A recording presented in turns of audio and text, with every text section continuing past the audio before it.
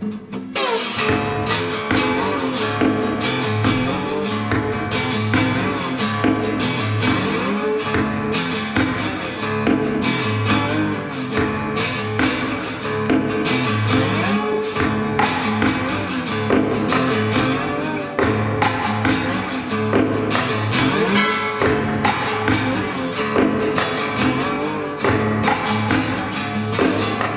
not sure if you heard about this. I found out about, I was just hanging out with our friends Jill and Wes, and they told me about this. I'm like, really? And I just got home and I just clicked on the first link on Bing that popped up. And this is from Entertainment Tonight, Canada. All right, just the first one that popped up. And I wonder if it's as horrible in Canada as it is here. Because that's like, to me, this sounds weird, but Entertainment Tonight, as far back as being like 2 years old watching TV, I was like, fuck this show. I don't know what it is. That show to me just reminds me, it's like the worst of like the movie industry and like, the who entertainment. You wearing? Yeah, well, yeah, to me, it's like, it's one of those ones, it's like all the least important aspects of why we should be liking movies and TV and anything else related to it, you know? Well, it's Canadian, so I'm guessing it's a smidge better, at least. Yeah, I'm not going to say that there's... Oh, yeah, you keep going. Basically, all right, yeah, so just let me tell you this part right here, because that's going to make you mad. If you didn't already hear about this, this is really going to make you fucking mad. Well, really quick, before I'm not going to say it, there's probably always, like, one good writer at Entertainment Tonight, or whatever you want to call it, because they will, every once in a while, you'll be like, oh, okay, they're going to talk about that one movie that you wouldn't think they would, and then, you know, just saying. I don't want to put down, there's one guy out there who's probably like, yo, I'm trying my best, it's a deep pool of shit, and I'm trying to swim to the top, and, you know, fuck, maybe I'll get promoted to something better in life. Like the Entertainment Tonight, like, editor is just like, all right, kid, this is your one shot. Like, oh, okay, you know. Don't fuck it up with the Lego Batman movie. Yeah. It's like, finally, I'm done doing all the fashion shit or whatever. No, I don't know. I haven't watched that shit in years. But anyway, it was just happened to be the very first thing that had the story. I heard of the story. I just clicked on it, and this is by Chantilly Post. All right, on Entertainment Tonight. All right, so what we got here. I'm not even gonna read the headline. I'm just gonna go on. You may have already heard about this. Former Mulan star Ming-Na Wen is adding her voice to the numerous others who think it's a bad idea for Caucasian actress to play an Asian character, as in this case, Scarlett Johansson's role in the upcoming live-action remake of the anime classic Ghost in the Shell. Oh, I did hear about this. I thought you were gonna, for a second there when you said that, I'm like, are you kidding me? Is Disney literally going to throw her in the live-action Mulan? That's what I thought you were getting at first. I was like, oh my god, that is fucking like Disney going, yeah, we don't give a fuck about you. No, I know, I saw that, and I'm like, I'm literally going to say this.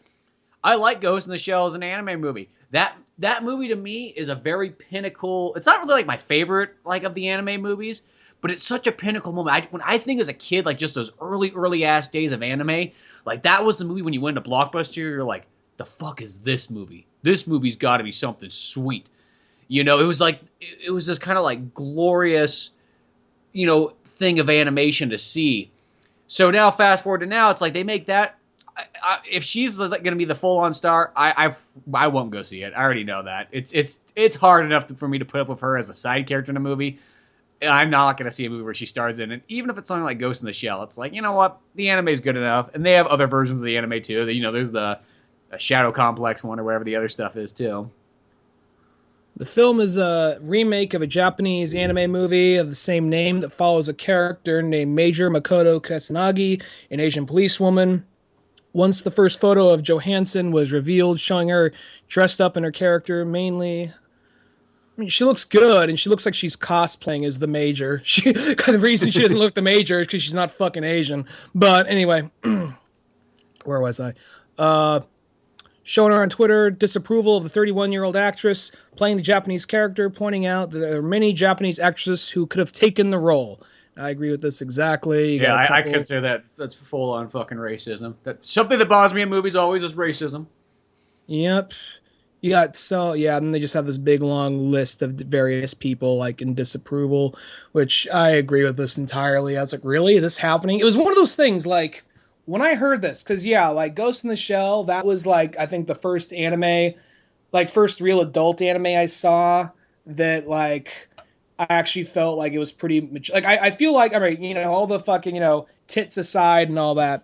I feel like that's actually one you could probably show someone who doesn't like anime and they could actually kind of understand why you like it because and plus like even if you don't like a lot of cop thrillers or cop dramas, I think there's enough action and enough visual intrigue, even for being something animated, to really get someone's attention. Now, Standalone Complex, which I watched throughout high school and really loved, I mean, I liked it I haven't now. seen it since then, since high school. So like that's why like I've seen Ghost in the Shell. I watched that one only like maybe a year or two ago again, but I haven't seen the Standalone Complex since it Sta- premiered. Standalone Complex is a little bit more of a cop procedural, so I think that one it's a little bit more harder to enjoy as much. Because I mean, I still like it; it's still a good show, and it gives you time to expand on other members of the team, like Ishikawa and Saito, and some of the other members. So that was kind of cool. But and it's kind of cool. You just got to see this whole team dynamic, which was interesting, and more of Cat and like more Bato. Bato was always my favorite character. But the thing about this is like I think that like the movie though, for whatever reason, I think just since it's like a little 2 hour chunk, I always thought it worked better as a movie, even though I think it still worked good as a show. I never saw the new one, Arise, but this right here, I just heard about this today. And yeah, I mean, they show this picture of Scarlett Johansson. Regardless of how you feel about her, I mean, I'm not like in love with her, but I like her, and I think she's good looking. And she looks, I'll say that she looks good with that haircut. But I know that now that I know who she's playing right here, I'm like, no, no, no, no, no, no, no. You look like you look like you're going to a cosplay. You don't look like. I wouldn't think that because the character is supposed to be Asian. So, and it's one of those things like when I heard this, I wasn't really even that angry. I was more like I was like, when you hear your dad say, like, I'm not mad, I'm just disappointed. It was kind of the same thing. Well, here's the sad thing though. The reason why they do these things is because they've taken tests before that says that Americans do not care if an Asian is in the lead. They are kind of almost turned off from movies if an Asian is in the lead. So that's why they pull this kind of stuff as they go, well, we'll throw, a good old white person on the cover there and that will bring mom and pop from Oklahoma in, which is to me it's like one that it's like Fuck this Mom, day and Pa in age. Oklahoma. They don't want to see this movie Yeah, anyway. fuck those people anyways, yeah. But it's just that kind of like that is such like an old world mentality of you know what? Nobody wants to see a bunch of Asians in a film, so that's fine if they want to be the funny side character, unless it's Jackie Chan. Now that's like the one who can get away. But I other think than that, though, but here's even Jackie Chan though. It's like his movies, he's always got to be accompanied by somebody else. Like, well, throw Chris Tucker or Owen Wilson in there. That will get them in there. You know. I don't know if it's taking more from the manga. If it's more of a, it says a remake, but sometimes these stories get it mixed up. But I mean, I'm not sure if it's an actual remake or if they're just making something inspired by the anime. But I think in this case, what you could do, and keep in mind, I'm not a producer, so people like me saying, "Shut the fuck up." This is a Technically, case you are, where but not you like get, big budget producer. you know what the fuck I mean, but you know what the fuck I'm talking about. No one's asking me for my casting choices. Let's put it that way. But I think that like what you could do in something like this is all right. So he's maybe not super well known, but I think people will recognize him. Like, oh yeah, that guy. You get Ken Watanabe as the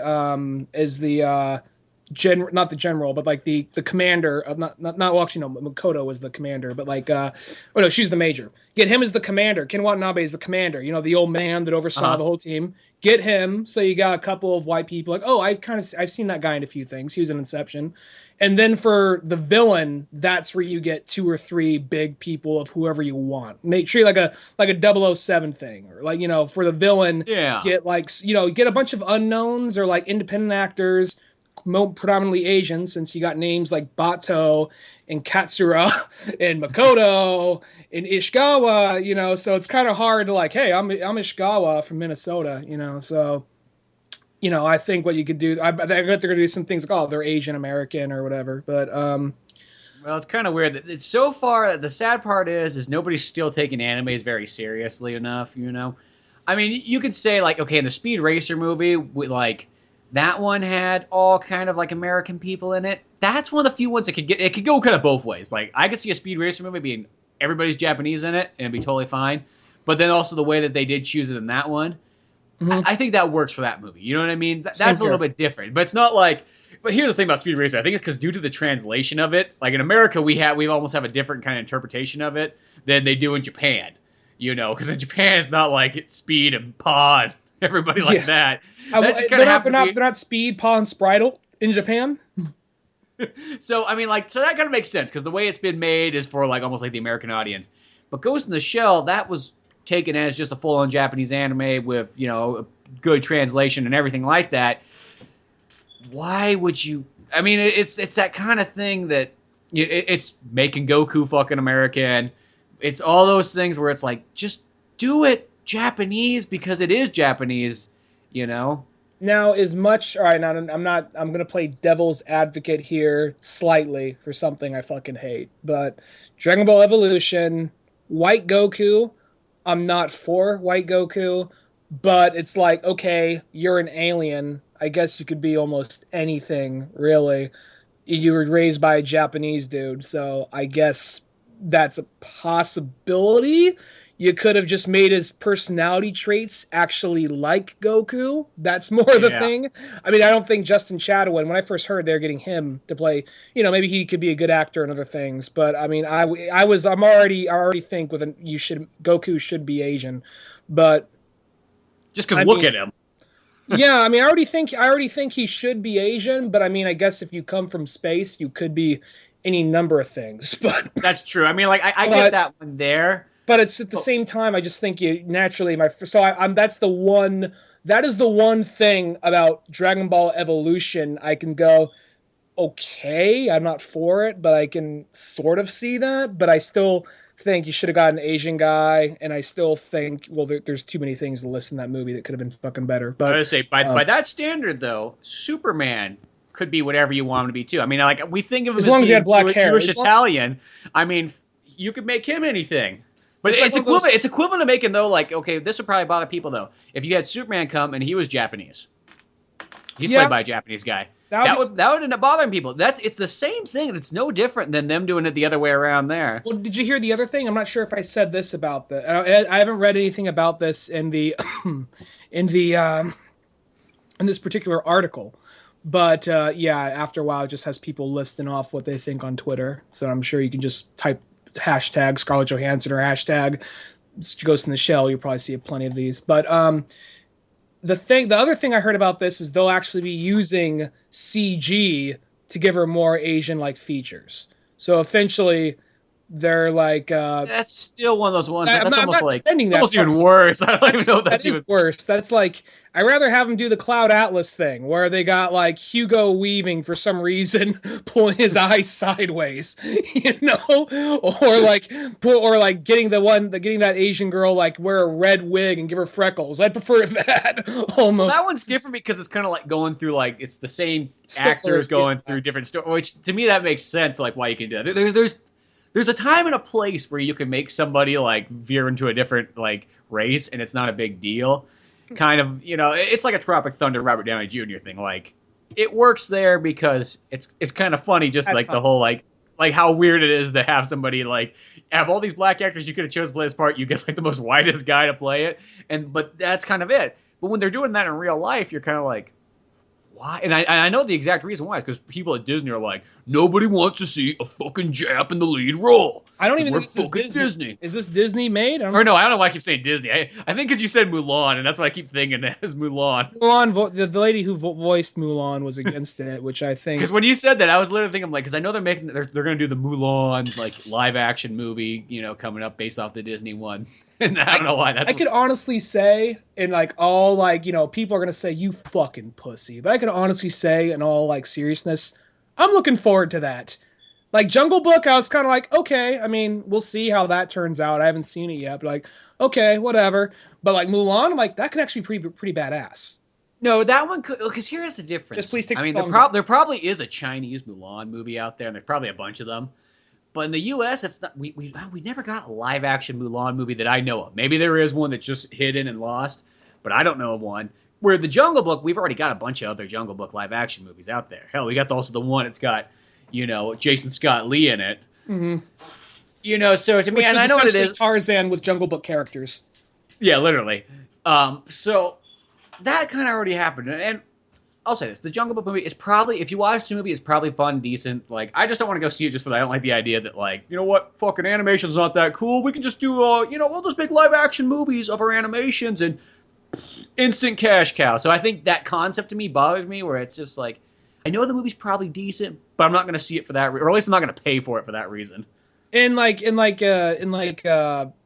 the movie's like, I don't hate that. I don't really. I mean, I'm not even against that movie. It just doesn't really grab me so much. But I just thought about the intro of this podcast. This podcast is just like, let's get hate. Fuck this shit. Get on the like if somebody's first episode was this one, they'd be like, man, these guys are just fucking negative Nancy's out here. I'll say, well, the whole thing with like, well, I'll say this about Jungle Book, but I have no problem, because the whole thing, the reason, like, if Walt Disney had the ability to make animals like talk and do all that shit back then, not just the Homeward Bound thing, like control animals the way you'd have to in order to make them dance and do all that shit they do in that movie, he would have done what they're doing with the upcoming like Jon Favreau movie. He would have done something like that if they could. Oh yeah, I'm not at the time, because at the time the '60s one, that was about as cutting edge of animation as there was at the time. So this one, I could see them. I mean, I think they are just trying to like, what sells? This shit that everybody knows. Okay, and if they do a good job of it, as long as they do a good one, we'll see what happens. But yeah. I mean, I'm not saying it's one of those ones that never ruins the integrity of the old one, just like any other remake does. But to me, it just feels like it's such like it almost just reminds like a real cheater way to get people in to sell them some more movie tickets and get some more money off them. Which, I mean, it works, so I'm not saying it's a bad idea all at the same time too, but a little bit of self-respect, it kind of, I don't know. No, See, at least something like Maleficent, that was a smarter way to go because it was from a different side of that story, So I think that's cool. Mm-hmm. But these straight up, because now it's just like, now they're just going like, well, what we could do Aladdin next, we could do Mulan next, we could do Beauty and the Beast next, and that's kind of like, it's that thing where I never felt like animation ever gets treated right. Well, this leads in because we're gonna go into a big animation next. We like, but it's that thing that animation never seems to get the respect that it deserves. Even if it's Disney, which is considered the top of the chain of it, they still go, well, you know what would make this Jungle Book cooler?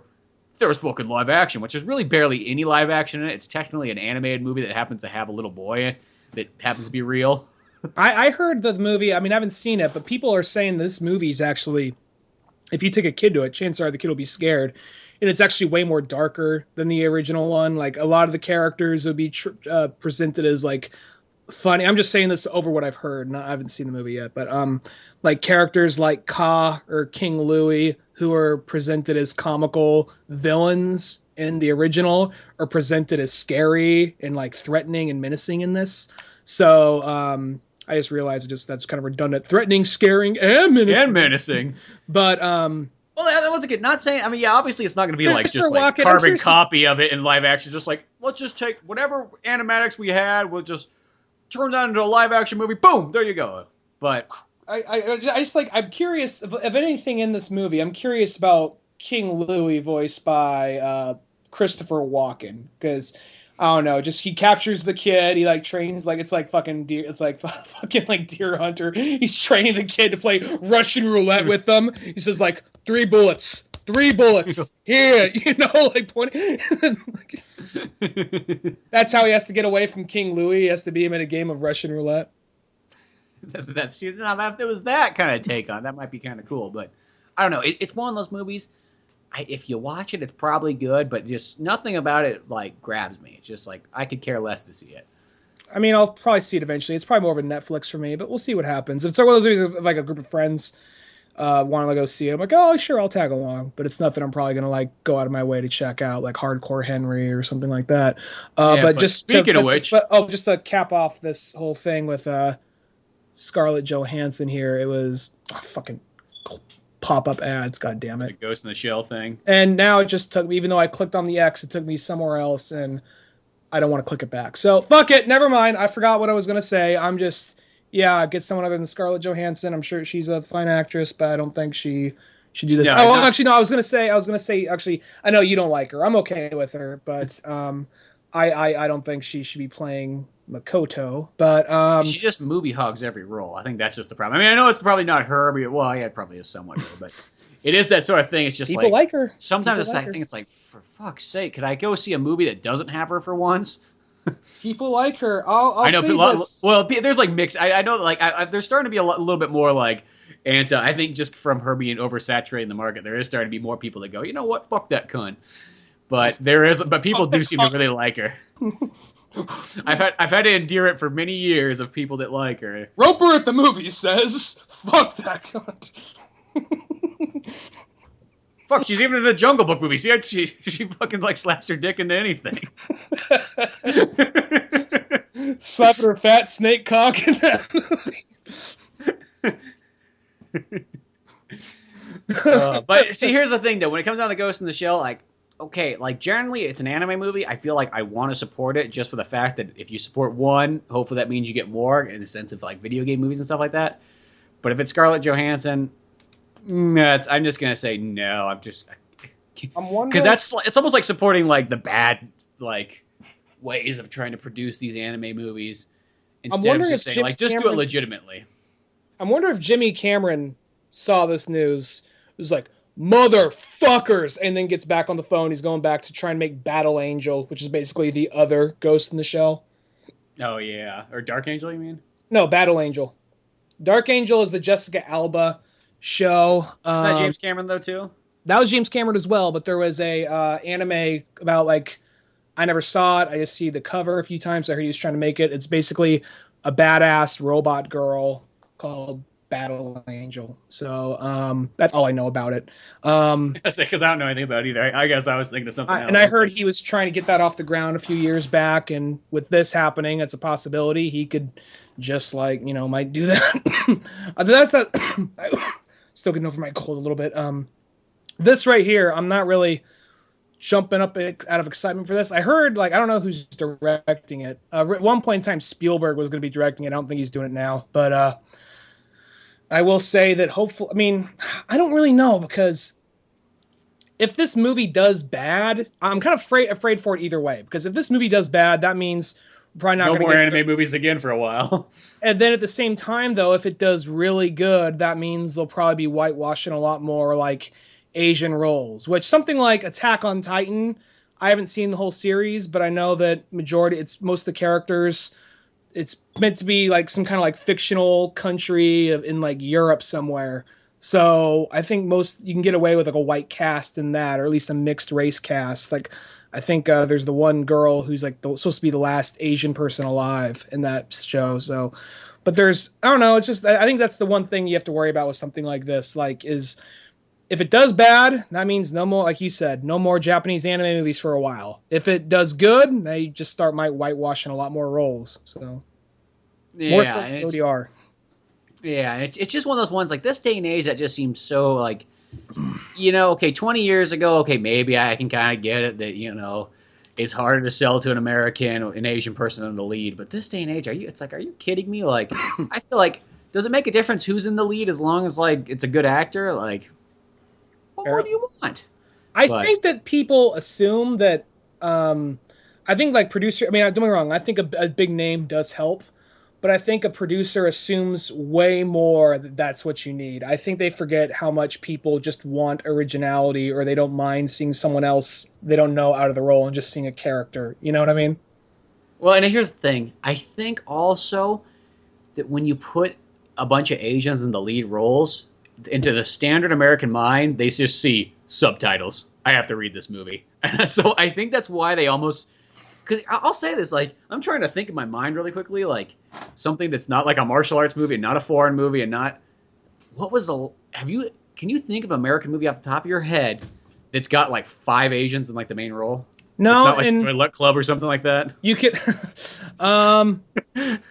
yeah, no, I understand what you're... I guess, I really can't... Keep in mind, I'm talking about, like, it's basically, what was the movie? It was Last Action Hero, but with Kung Fu with Kung Fu had Jackie Chan and Jet Li. Yeah, but Mystic okay. That's a Kingdom. martial arts movie, though. Oh yeah, you said martial arts. I was trying to say something that wasn't like that one's kind of different. I mean, like that's one of those ones where it's like, okay, yeah, but the audience that one's shooting for is the people that like subtitles and action. I feel like all right, like yeah, there hasn't been something like that for a while. There really hasn't. For a while or at all, even like I'm gonna say this as far as American, because that's what we're talking about, just American movie that has like around 5 Asians in the starring role. Here is one. It's in subtitles, but here is one. But it is an American movie. Letters to Iwo Jima.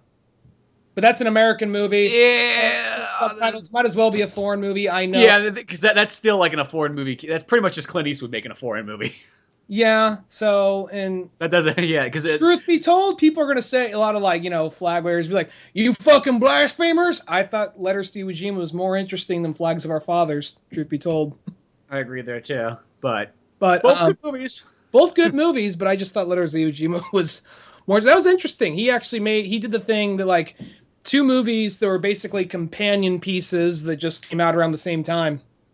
Yeah. No, I thought that was like a really cool concept of how to make a movie. Mm-hmm. But yes, as I said, look, we can't think of anything out there. I just don't think that really does exist in American audience. So that's why they have I mean, it's even hard to think of like an Asian who's just the starring role that's not like a Keanu Reeves where he's like partially Asian or something like that. Like somebody who's full on Asian, starring role, American movie. I think I mean, not to like try and like, no, that's what the marketing campaign tries to do. It tries to fucking lie to you. So I'm going to say my what I said originally. Yeah, go ahead. Keep it an Asian cast. Just whoever your villain is. I mean, I don't know which villain you're going for, or if you're making entirely based off the original anime movie, I should say. But just get the villain to be like some big star, like The Rock or someone, so you could advertise it as like The Rock, like almost like a 007 film. Like who's playing the villain this one, Yeah. No, I think that's a total way to go because I just look at it this way. It's like, okay, obviously you get white people in the lead roles. There's tons of movies with black guys in the lead roles. There's still quite a bit of movies with Mexican guys in the lead roles or Mexican girls. But when it comes to Asians, though, Americans just for some reason don't want them taking up their lead role slot. And I think it's one of those ones. I think if you started making movies like that, people would just totally accept it and not even question it. I think there's just this old man mentality still going around that people are afraid 5 Asians in the front of the camera means subtitles. I think it's more of one of those things. I think there's that, but on top of it, I think it's I think people are going to say, all right, they present them the option. All right, what you know, people you don't know. And they're going to say, what I know. But if they just went to go see what they didn't know, they probably wouldn't care either way. It's just kind of like, what would you rather see?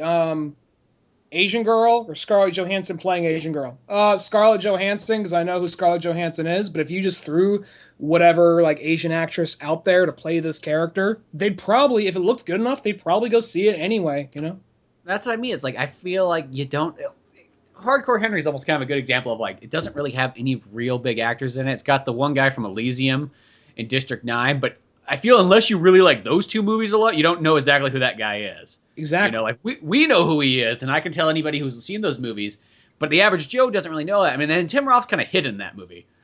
They're not really selling the movie as like, hey, here's Tim Roth, because he only has like maybe 5 minutes of scene, if that even, like 2 minutes. And he tells the whole like story. He tells the whole like point of the movie though.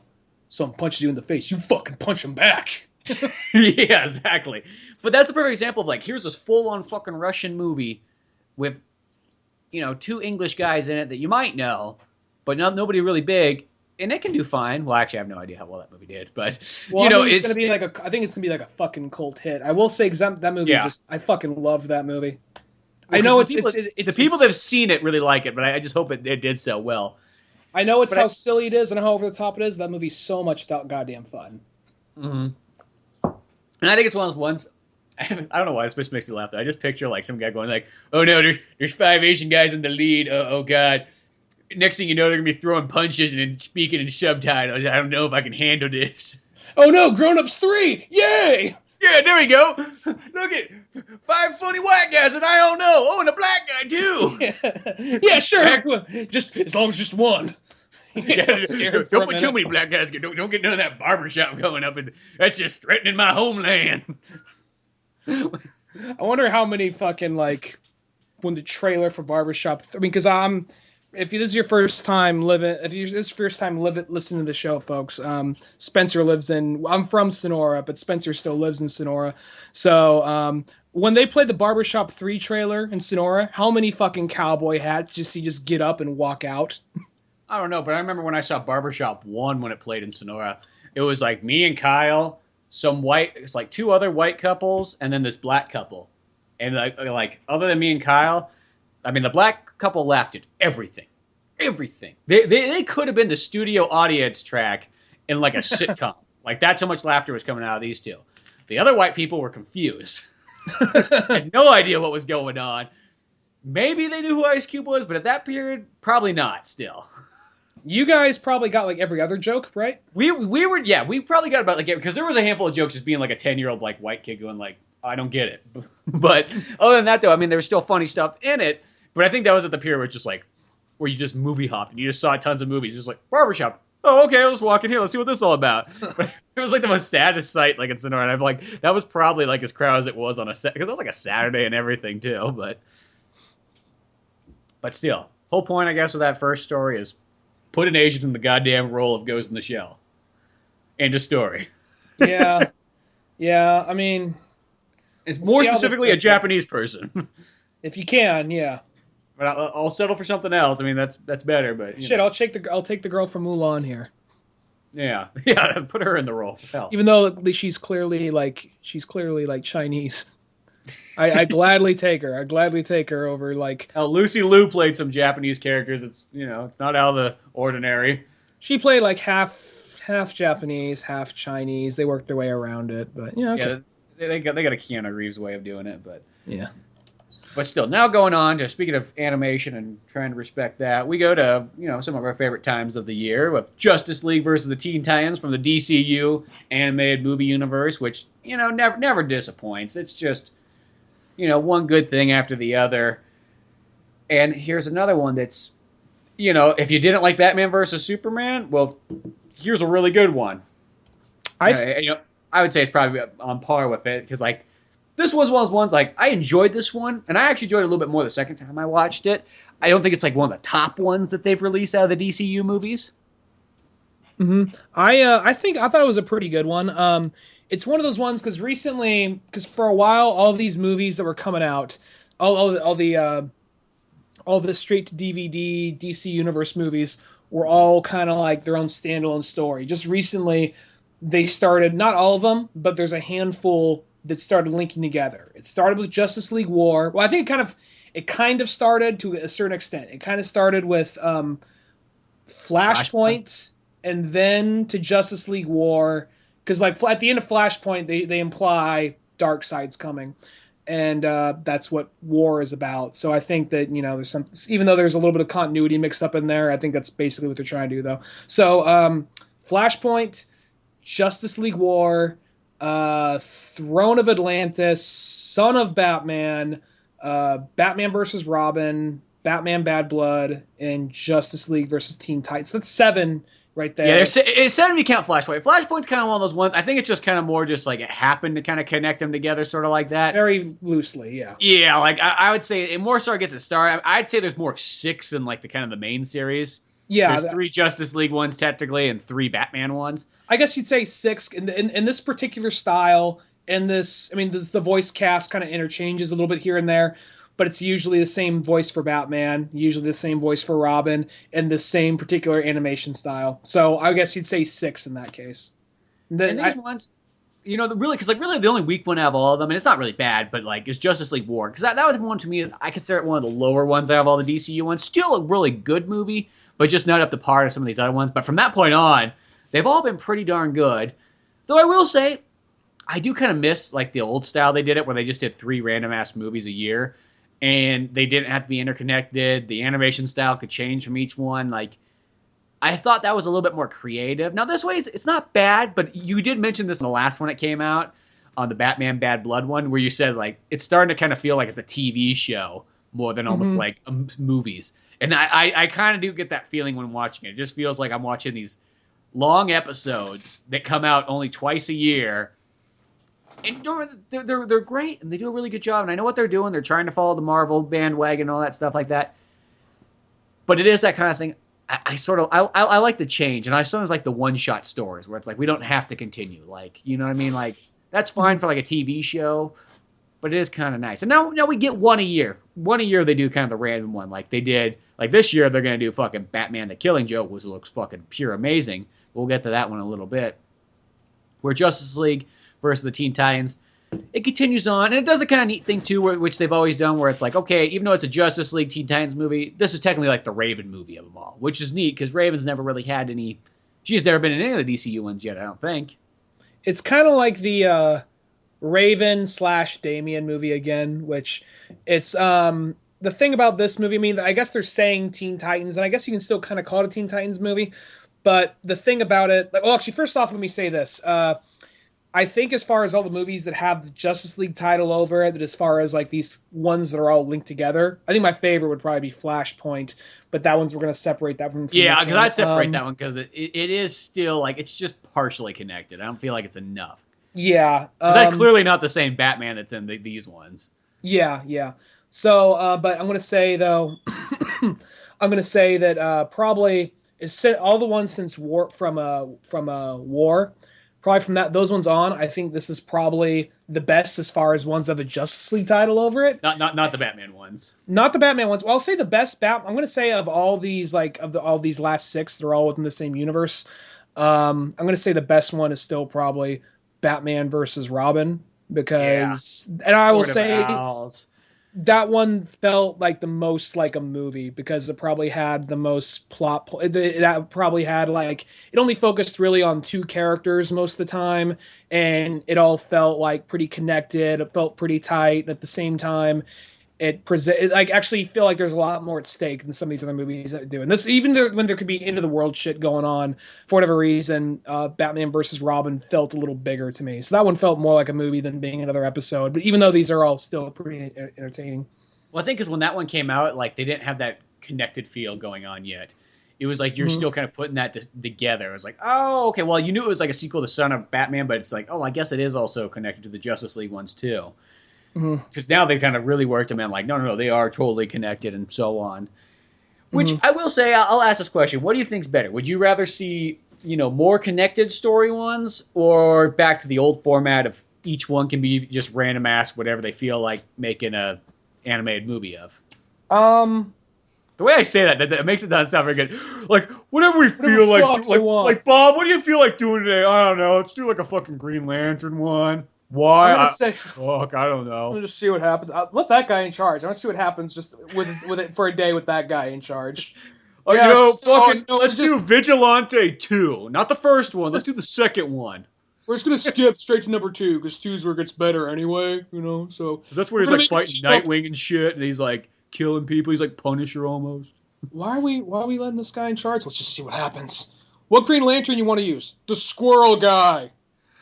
Okay, okay. Let's fucking roll these dice. Um, I think for me personally, I'm fine with them all being connected. I just would like to see him change up the animation style and the voice cast. Because even though I like this cast, I did like I just like him almost kind of changing up for the art style of the book. And these Justice League originals are doing more, with the exception of Throne of Atlantis and War. They're all mostly kind of like telling their own stories or just taking random stories and fusing them together. Justice League War was basically a straight up like adaptation to the New 52 Volume 1 of Justice League. Only they had Shazam instead of Aquaman, and then they took a little bit of like Aquaman stuff from the New 52 and put it in Throne of Atlantis and mashed Justice League in there to help sell Aquaman. So Yeah. Well, I'll say this: these movies I really enjoy. Like even the ones interconnected are, but I do just there's just something kind of I feel like where these one it's almost kind of like when you get like sort of some of the DC slash Marvel comics that are kind of just they almost have like here's just generic comic book artwork. Is it bad? No, not at all. But it's not like the coolest artwork. It's not those kind of books where you're like a Scott Pilgrim or even like the way that Batgirl's drawn, or even those Matt Fraction Hawkeye comics, where like the artwork in there is probably like technically not really the best artwork, but that captivates me way more than almost just like when you're just trying to make it look really good, you know? Hmm. I'd like to So, see a Burnside Batgirl movie. which I think that might be one of the next ones because on the Batman Bad Bad Blood. Blood, they had the Burnside Batgirl movie, which that would be really cool if that is the case. I think that they're just, yeah, I think that was more like trying to be like, look who's joined the party, because she's really popular right now. Just like she's an old character, but this interpretation of her is really popular right now.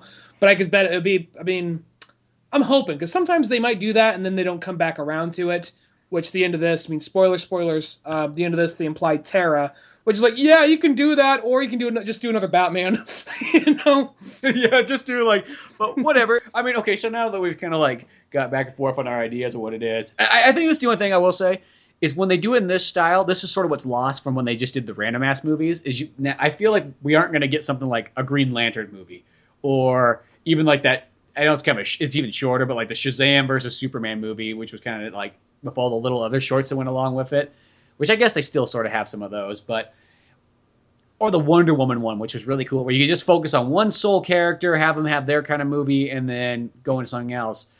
I think that's kind of cool. But now, I mean, I know this is probably the easier way to sell, because they probably go like, hey, these always make money, because everybody will see Batman, everybody will see Justice League, you know?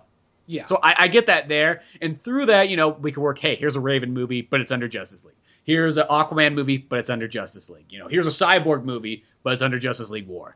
It's almost the way to do it. I felt like with this one, they're trying to sort of do like, I mean, I think Young Justice is better than this, but I think they're trying to do kind of like a PG-13 version of Young Justice to an extent, because it didn't really have a Teen Titan. I mean, don't get me wrong, I didn't really watch the old early 2000s Teen Titans show that much. And for me, it was still a little too cartoony and over the top. I even kind of went back and looked back I watched episodes. There was an episode on the Blu-ray version, and I just watched it because I'm like, I haven't seen Teen Titans in a long time. And that was one of those shows when that came out. Like I was kind of thinking about it, just watching that episode reminded me of all the things of that time period. I watched a handful of episodes, and like I enjoyed what I saw, but it never like captivated me. Where I'm like, man, I gotta be here the whole time watching this every single time it comes on. Because the funny thing was, at that time period, that show was almost like totally geared towards me, even though I felt like I was a little bit older than when it came out.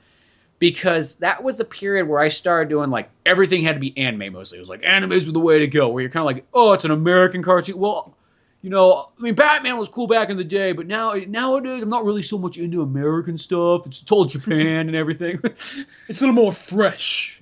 Yeah, so like I was kind of like that, and that was totally like Teen Titans was like, hey, we got a bunch of fucking kids now that say American cartoons are kind of dumb, so how are we gonna get these kids back to watching our fucking show? Like, we got this Justice League show, it's great, but they for some reason want to fucking watch Inuyasha instead. I remember hearing like this is sort of kind of in the same ballpark. I remember when like Bruce Timm said they were developing a new before they came to Batman Beyond. People over at Kids WB were like, all right, can the next Batman show be more like Pokemon?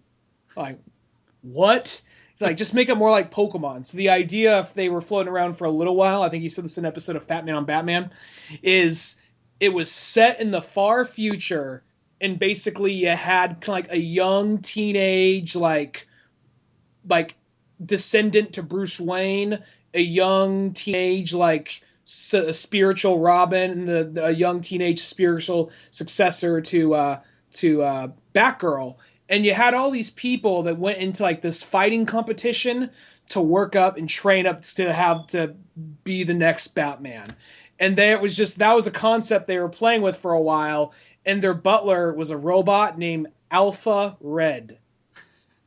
Well, see, this all kind of winds back into what I was saying though, because like with Teen Titans. It's that weird thing of that, like they were totally losing. Like in a sense, our generation was getting converted to Japanese instantly, and that flipped pretty quickly. That went away quickly.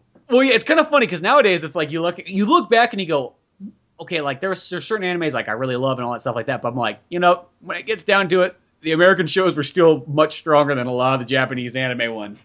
Yeah, but Teen Titans was really like that perfect show, saying like, hey guys, here we go, like. Look, it's got its anime look to it. It's got a fucking anime theme song going to it. It's like Teen Titans.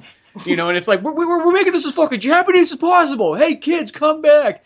And even as a kid, though, you almost felt like you could see through it. Like, yeah, they're just trying Yeah. to get us in. Like, I see what you're doing.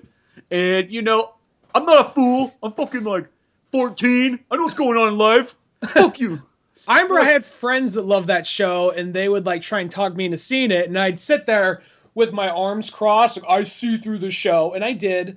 But there, every once in a while, there'll be a line or a moment that I'd be like, "Oh, that's kind of genuine," you know? It would be like there'd be like a joke, like, "Okay, that's actually kind of clever," or whenever that show suddenly did have a heart, because it was people that worked on Batman the animated series, among other things, but every once in a while that show would throw out like some actual like sincere heartfelt moments, and you would feel like, oh wow. But then they'd have another episode, it's all ridiculous, wacky, and here I am saying this about that show, yet like a few months back I was saying I saw a little bit of Teen Titans Go, it was kind of funny.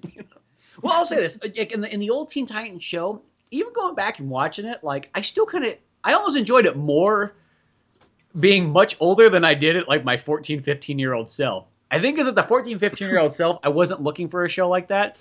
Because it's almost a show, I'd say it's a show made for, it's like the perfect show for like a 10-year-old. You know, where it's got enough little heart, enough little kind of like maybe darkness to it, but then it's still got comedy and so on in it. And they even use a lot of the kind of like the anime, like the weird faces and all that kind of stuff. But I actually did enjoy it quite a bit going back and watching it. Like, I'm like, I can almost sit down and watch a couple more of these episodes nowadays. It sounds so fucking weird. It's like you get older. It's like, I appreciate this actually much more now. I mean, like, I'll take it for what it is. I mean, Beast Boy, no matter, I don't know. You still like Beast Boy? Beast Boy is just, I look at Beast Boy and just no matter what interpretation is, just like, put a fucking dick in your mouth. Just get it over with, Beast Boy. Like, we know you're fucking gay. You're like the biggest flamer. Like, I don't know why they made Kyle Rayner gay. Who the fuck thought that Kyle Rayner should be gay? Like, and I almost find that kind of offensive too, because it's like, he's like this artist guy. I was like, what's that saying? And like, the jock guy's not fucking gay on the Green Lanterns. The black guy who's the investigator's not gay. It's the guy who's the artist guy. It's you! It's you, the reader! Was it Kyle Rayner? I thought it was I thought it was Scott, the original Green Lantern. No, I thought it's Kyle Rayner they made the gay one. Maybe they did, yeah, like he draws maybe it's Kyle and Scott were fucking each other. This one was just like Green Lantern on Green Lantern action. Dan DiDio's like, Dan DiDio's all like, he knows his way around a pencil. He's probably good with dick. Plus, it's like they got the older guy. It's like, that's his sugar daddy. He's teaching him the ropes of being a Green Lantern. So, but no, it's like I just think I'm like, dude, Beast Boy is so gay. It's like one of these days they're just gonna full on just let him come out and be gay. Maybe it's just like they kind of can't do it because he's like in kids shows. But once maybe gay, like it's accepted to kind of have like, hey, here's a kids show. Here's a guy who's like sucking dick at the corner. When I just notice it just rolls off. That's just like conversation. Yeah, okay. These giants go, oh, look, they're eating pizza. They're having a good time. There's laughs and stuff. And then just Beast Boy's like, fucking sucking a big cock. It just goes right over it. He just transforms into a monkey. Like, I'm just pretending it's a banana. It's his own penis just sucking it. Yeah. But it's like, even in this Justice League versus Teen Titans. Remember that was this catchphrase in Young Justice for a little while. They made it loaded. No, loaded. Noted. No, it was like, here's the thing. I'll say this about like, he's like, hey buddy, I'm loaded. He's just like drilling out like white stuff. No, his like Young Justice is as good as that show was, and is like, even though it did a pretty good job of avoiding talking down to kids, they had one or two things here and there that would just make it like, you're like, oh, why is that there? And they made like, what's her name? She stopped it like in the second season or whatever, but like Miss Martian would always say, hello, Megan. She'd always say that to herself. And like, because that was her favorite show. So she was basically found out she was copying like something from a sitcom she watched when she was a kid. Oh, yeah, that's right. And then when they finally brought in Beast Boy in season 2, he would always say, like, whenever somebody told him something, he'd say something fucking stupid because he's Beast Boy. And then like, they basically put him in his place. Like, yeah, well, this is why, because of fucking science. He's like, noted, So, and he'd say that every like time someone just put him in his place. Just like, that's your catchphrase? Noted. Okay, whatever. Maybe it happened in more of the comics. I don't know. Well, I'll say this: I think Beast Boy like has potential of being this really cool character because I think he's got a cool power. Like I think the idea that even though he's pretty much like one half of the Wonder Twins, but that it's the fact that, he could turn these like any kind of animal and stuff like that. But I don't know what it is. Like in every interpretation he's in, he's always just the gayest character. I don't mean to say it like in a bad way, but he's so flaming gay. Like he should be on fucking Will and Grace or something like that. Like I think that he's one of those. I think like when I was briefly reading the Teen Titans when Jeff Johns was writing, they had it. He was a former child celebrity, and now he was in his 20s, so he wasn't as like kiddish, and he was a little bit more like he was more sarcastic and more like because when Jeff Johns was doing that, he had the original Teen Titans were more mentors and Kid Flash and Tim Drake Robin and whoever else. I love how Kid Flash is like he's like, hey, I've been original before all these other guys, and no matter what, I'm always placed in the fucking Teen Titans. Fucking Dick Grayson gets to grow up. Fucking Starfire gets to grow up, but not me. Even Arsenal grows up, but not me. I should clarify real quick. Not to kill that because that was funny, but that was actually it was Bart Flash, where Wally West, who was Kid Flash, was now. Oh, okay.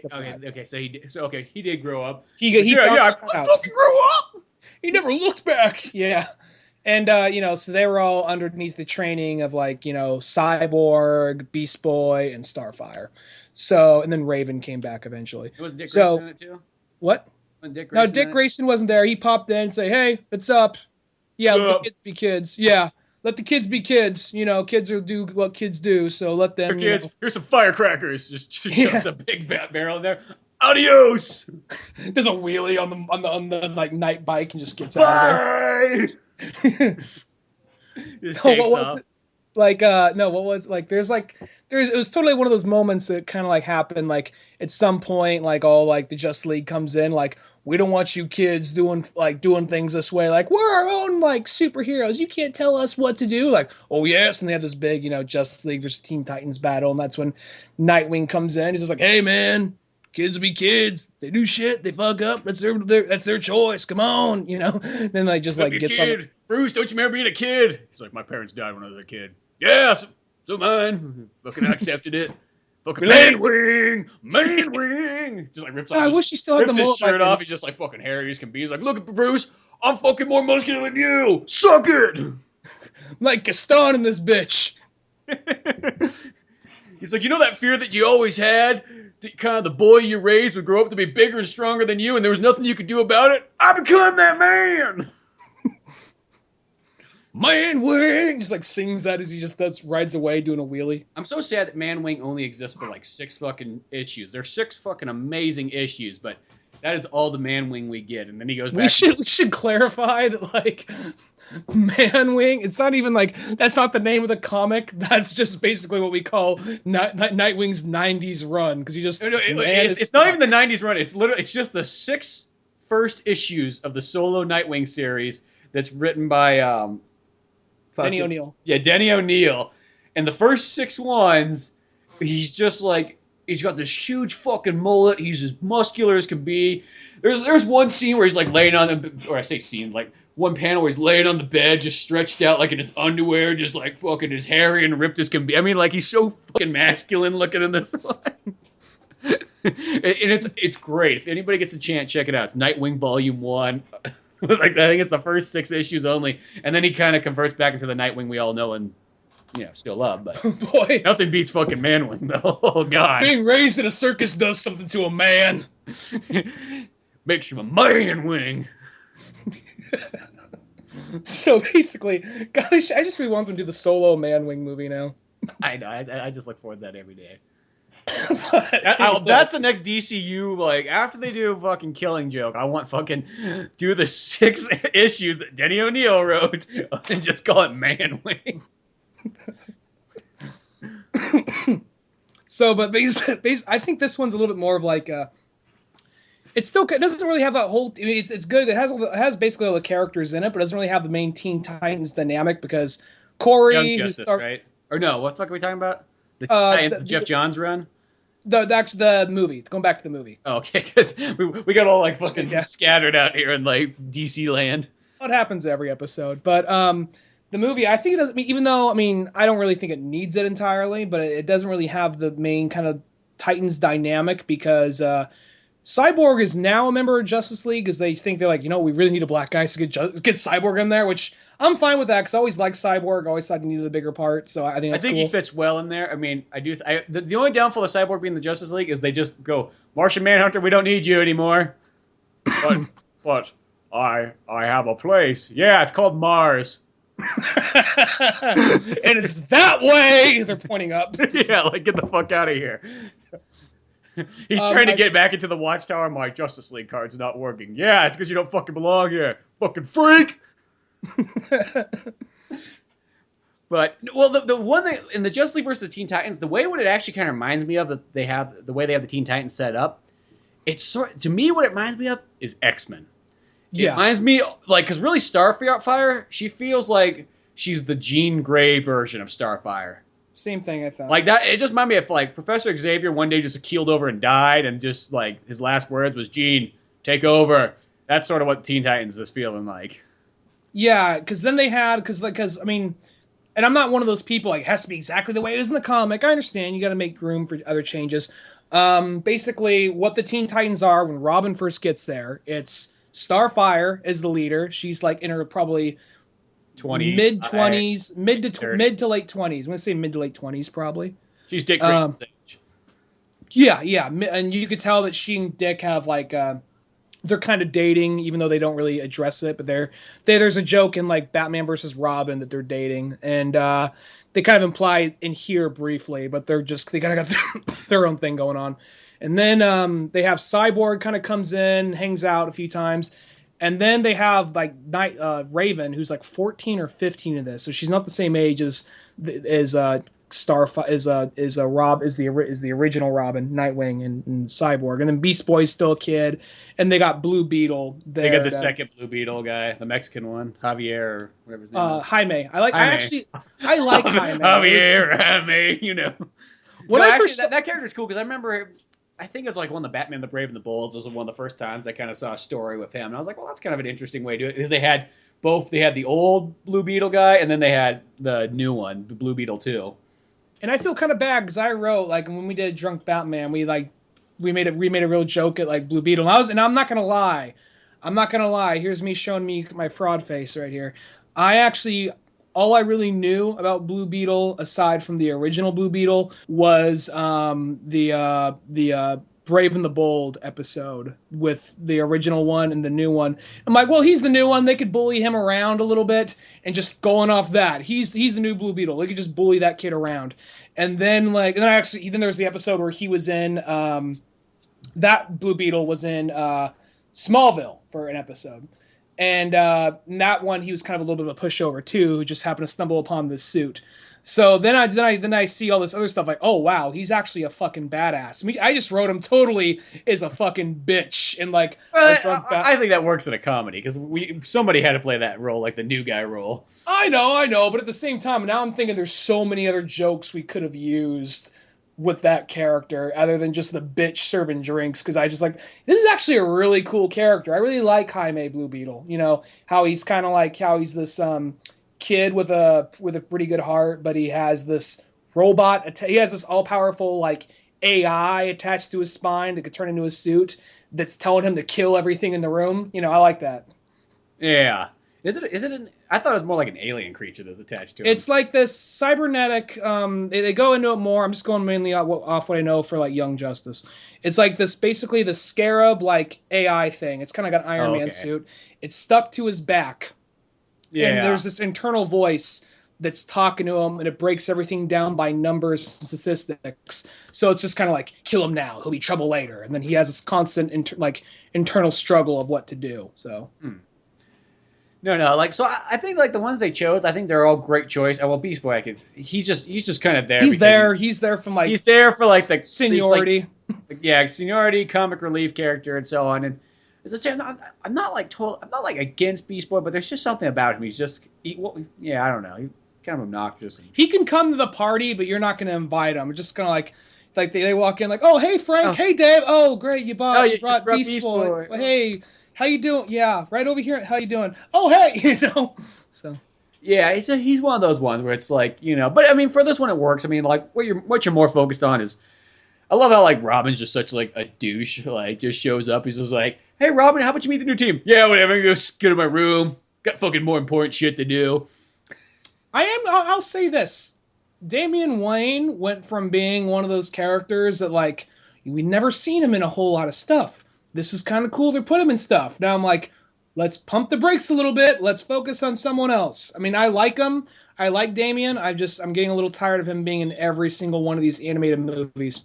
Well, what we said is the second that Damien came in, like the poor Robin that got fucking shoehorned out of everything was Tim Drake. And Tim Drake, you could say this, okay, 10 years ago, there was probably somebody going, you know what, fucking Tim Drake, he's everywhere. Everywhere I go, he's the new Robin. Like, let's pump the brakes on this kid a bit. So, I mean, there was probably a time period, because that's what it was, Tim Drake was the Robin that was in, Teen Titans.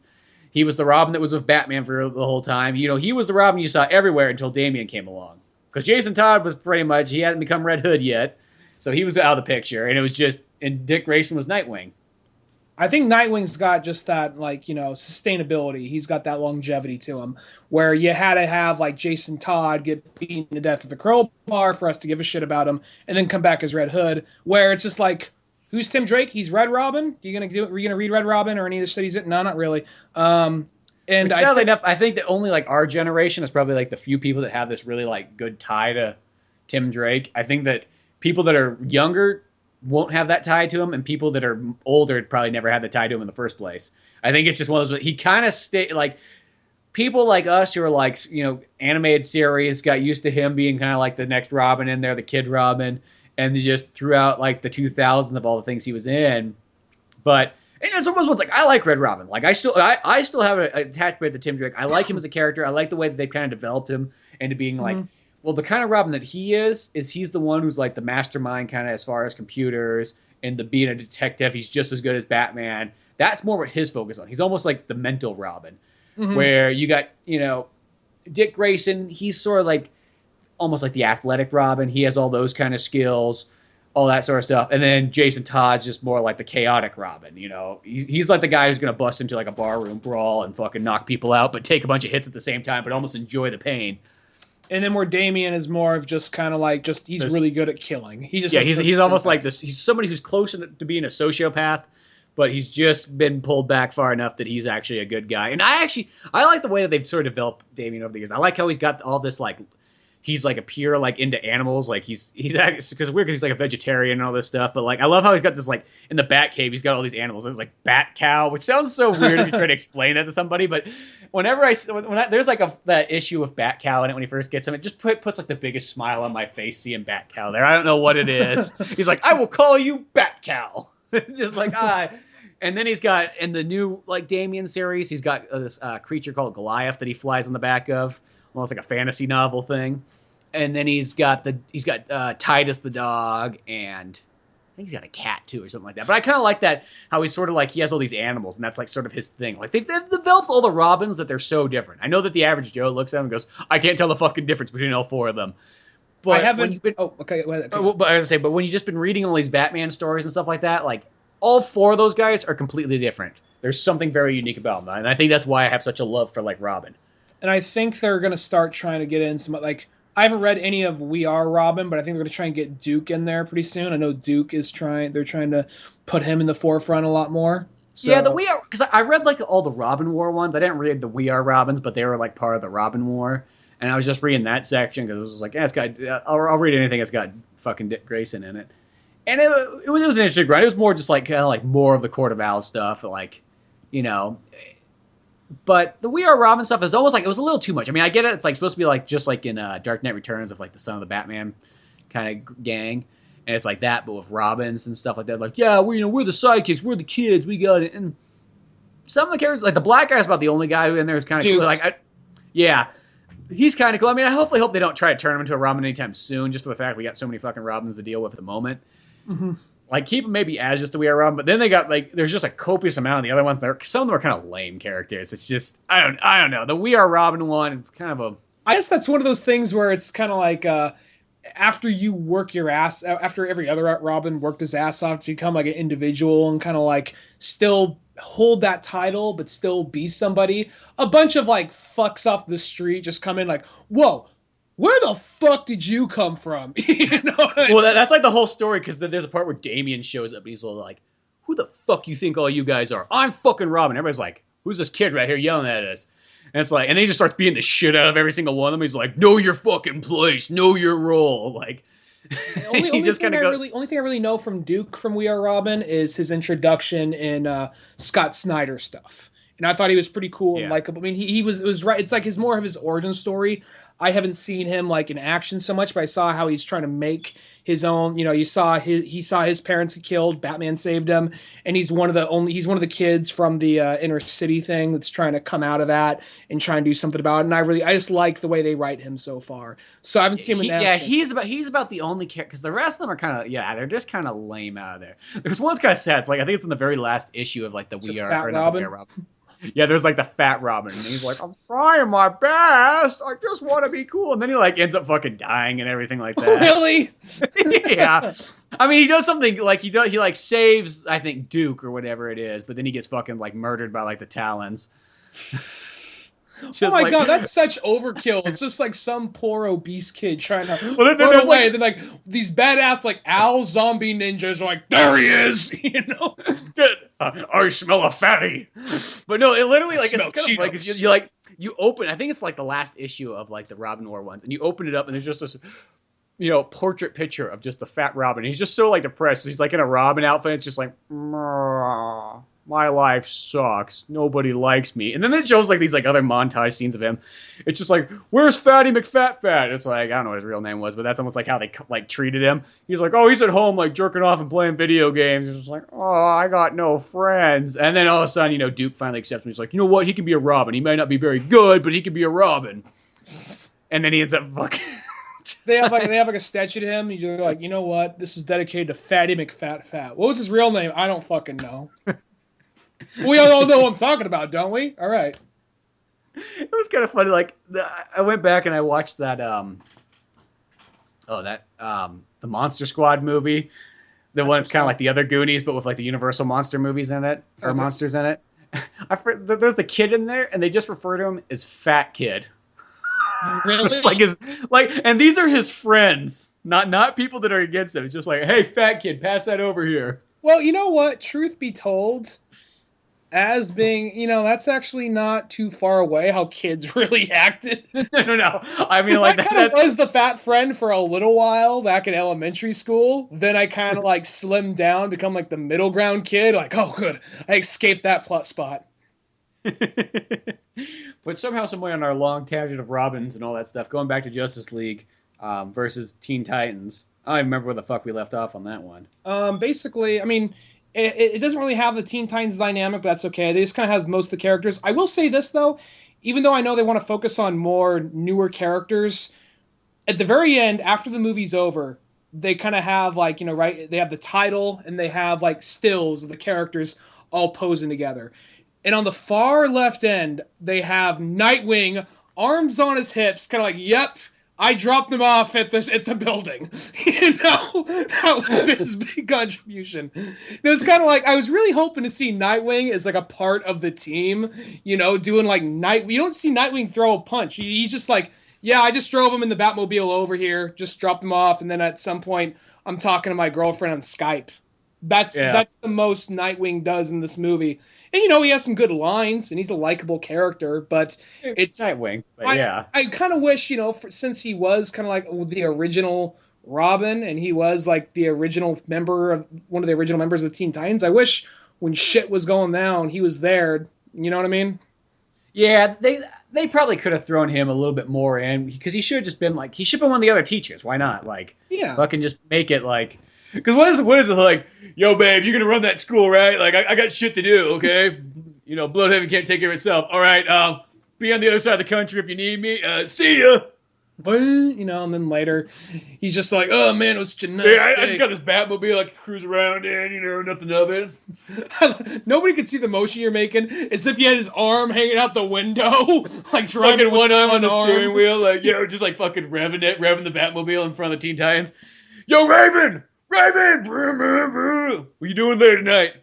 Dick, I'm standing right here. Yo, I see you, Starfire. Yo, Raven, what you doing later tonight? Heard your dad's Satan. That's pretty fucking cool. Pretty metal. Let me grab a drink. Damien's looking at me. He's like, Dick, 90s, she's I'm the same guessing. age as me. Far out. Does a fucking like does a couple of like just does a fucking donuts right there in the Batmobile. Fucking Dal's never. Yo, Jason, bro. What you doing tonight? I'm looking at this hot goth chick right now. Yeah, she wants a fucking party. Yeah. She's only 15, but her dad's Satan. Her dad's Satan, so she's totally legal. Yeah, I'm sure there's some kind of counterbalance for that, right? Then there's some weird looking monkey boy over there too. I don't know. I mean, like, He can come, you know. we can fuck him with the lights off. I mean, nothing gay about that. Yeah. He looks like he's taken a few cocks in his life. It's not gay if we take it to Thailand. But no, I do wish like Nightwing was in there, kind of throwing some more punches. But the other thing too, I remember when I was first watching that movie, I was about like an hour into it. I'm like, this movie's called Justice League versus the Teen Titans. They have not fought once in this. The only thing that would be considered a struggle was the part where Damien's all like, yo, Dad, you put me on crowd control. I had to move 3 people. This is fucking bullshit. And then he's like, yeah, but you crashed the fucking Batwing into like, whatever the hell that was. Weather yeah, Wizard. whatever. Fuck. Yeah, Weather Wizard. It's like, yeah, well, fuck Possessed by Wizard. Fuck Weather Wizard. He's like, I did what was right. You know what? Fuck you. I'm going to go start my own thing. And it's like, yeah, well, you'll get dropped off at fucking Teen Titan School for the gifted. Upstate New York. Yeah. But, so it is kind of weird because like they really don't fight. And I actually thought what it was going to be was more like, oh, the Justice League was literally going to fight the Teen Titans. But it's more like, oh, no, the Justice League gets possessed by Trigun, and that's why the Teen Titans have to go in and save the day, which totally works. I'm not going against that. It kind of has a cool thing where Superman is the first one to get possessed out of them all. And even I like the scene where Superman, he's grabbing this wall and he's fucking like banging his head against it like a psychopath because he's got these like visions of like hell in his mind. I will say I like how, because they kind of beat around the bush about like Trigon being like though he was just some demon from some dimension. Where in this, it's just kind of like, no, fuck it. He's hell. Yeah, he's basically Satan. I mean, we're gonna say it has another name where he's from, but yeah, he's Satan. So Yeah, and I like how it's like, yeah, it's like here's a story of my like Raven's just like here's a story of my mom. She pretty much was stupid, so she joined a cult, and then ended up being the chosen one. Nobody thought anything was going to happen, but next thing you know, she's fucking Satan. And then here's me. So being a respectable daughter, I thought that maybe, I know he hasn't been there, kind of like, he left a pack of cigarettes. He said he's going out to get a pack of cigarettes and never came back. So, but I thought I should try to contact him. So I used my pentagram phone dialing system, and next thing you know, yeah, he shows up and he says, hey, fucking be part of my Satan group, Oh, you won't? I'm going to burn down this whole like happy village you're living in. Yeah, fuck that village. Fuck your mom. She was a cunt. Trigun out. I will say that even though this movie is definitely much more focused on the Titans, I thought that they did a great job with because I'll say the first one, Justice League War, Justice League was way too kind of jokey. Whack. Yeah, because there was too many characters with the funny ones. Like Green Lantern was funny, Flash was funny, Shazam was funny. There was too many comic relief characters, I thought, for that one. And even Superman other people, was just, Batman and Superman were still cracking jokes, which was a little bit, not as many, but enough to still throw it off. Batman wasn't funny. He was just very condescending to like Green Lantern, but it was like constant. But Superman was just more of a douchebag. He didn't really. Oh yeah, that's right. It was the thing about Superman was like because that was right when like Grant Morrison was doing his Superman run, and he made Superman kind of like he still felt like Superman, but he had a little bit more spunk to him, and he would like straight up talk shit to his enemies rather than being kind of like I'll take you down the good old fashioned American way. He'd be like, no, fuck you, you're an asshole, and but then he'd still do the right thing if there's a kid there. Where when they wrote him in Justice League War, he was straight up, just kind of like, "Yo, Superman, bro," and that's kind of they made him even more so in the movie. So, but by this time, I thought the He's totally calmed down. yeah, I thought the dynamic that Justice League had in this movie was actually perfect for what I'd want to see for more of the future Justice League cartoon movies. We know what they did because they minus fucking Green Lantern and Shazam out. They're like, where'd those guys go? I don't know, fucking somewhere not important. Well, I mean, I still thought that, Superman was, because I was glad to see, as much as I love Batman, I was glad to see, even though he was not the main character, he had a little bit more to do than he did than the last couple of these. You know what I mean? Well, kind of the interesting thing about this one is Batman's actually barely in this. Yeah. He's only in it a little bit, and then, like, even the part when everybody starts to get infected, Batman's like, oh, fuck, and he injects himself with, like, that anti-Bane, like, serum he's got just in his, Mm-hmm. pouch, and then he just, from that point on, he's just passed out on the couch. Mm-hmm. Like when Nightwing comes over, like, oh, Bat's party too hard last night, bro. I remember when Bats used to show up to a Teen Titans party. It was fucking insane. Which just actually sounds really creepy and weird now they think about it. Just like older man fucking stumbles in all drunk and like, Dick. I don't know what was in his margaritas. He's just stumbling around like, Dick, I need Dick. Like, wait, what? Like no one knows. Like, oh, that's Robin's real name. Okay. It's like Robin that's not his first fucking name. Robin. Like, well, he just. Everybody here kind of goes by their code name. Really, it's Dick. Oh God, Dick! Fucking Batman just throwing beer bottles at the fucking wall of the Teen Titans Tower. Just like, oh God, some of these parties just get way out of control. And then, like, the cops show up, like, Batman, what are you doing? A bunch of kids living in that house. He's like, I need Dick! He, like, grabs one of the cops. Like, Jim Gordon's like, okay, everything else I think I could have just let slide, but when you're shouting that you need Dick in a fucking teenager school at the top of your lungs, I don't know how well I can write this off. I mean, we're standing right next to my car. We have a constant recording going on. There's no way. There's no way around that.